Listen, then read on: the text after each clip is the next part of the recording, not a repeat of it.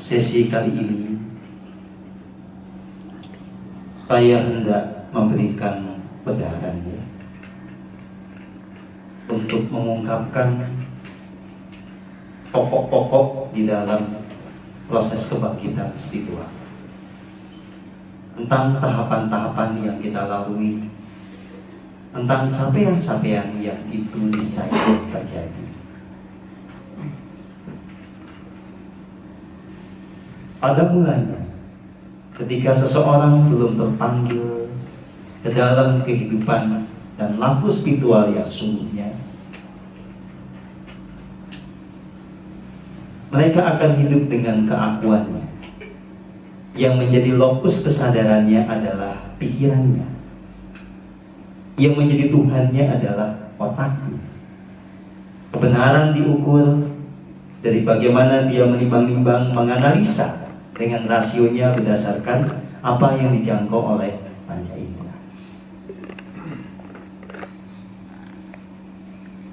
Secara sederhana, ini adalah fase ketika orang itu sangat egoistik.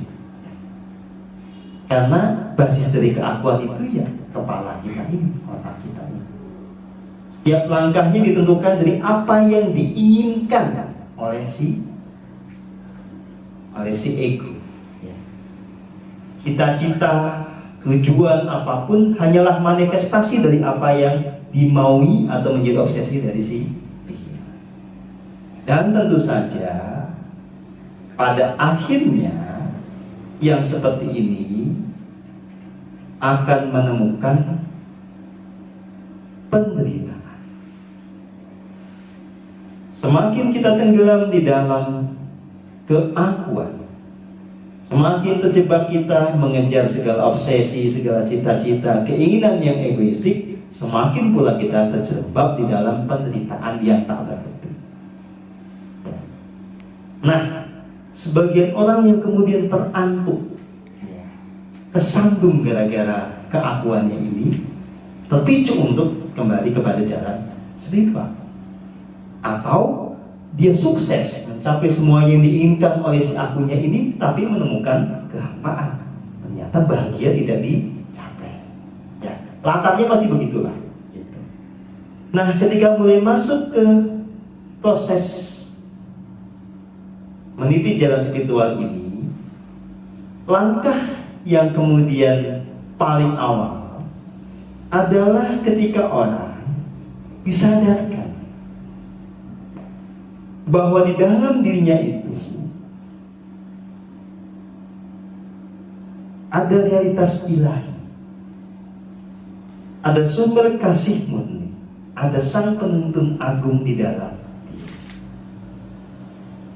Ini adalah fase kebangkitan pertama.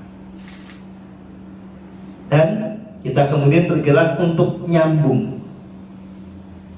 Nah, secara praktis dan teknis, proses nyambung itu begini. Jadi kita tetap tidak menghilangkan otak kita tetap ada. Kita juga tidak membuat pikiran ini tidak berguna, tetap digunakan.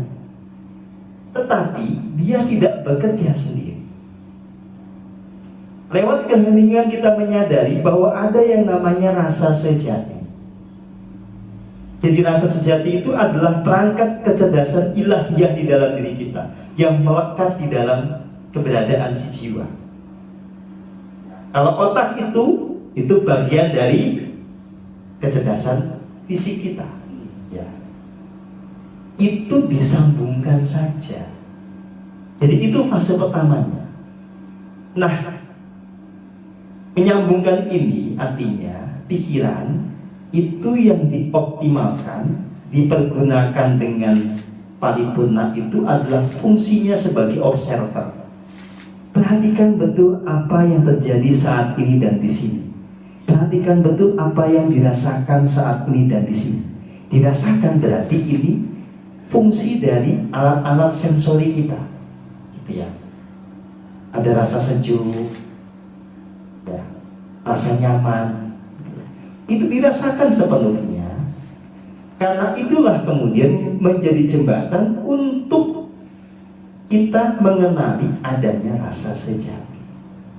Hening berarti pikiran itu sepenuhnya sadar apa yang dirasa, akhirnya ngerti yang namanya rasa sejati. Kalau yang perangkat sensori itu merasakan yang dimensi fisik, nanti yang rasa sejati itu merasakan semua realitas, termasuk yang non fisik. Nah, ketika pikiran nyambung dengan rasa sejati itulah orang bisa mengenali keberadaan diri sejati.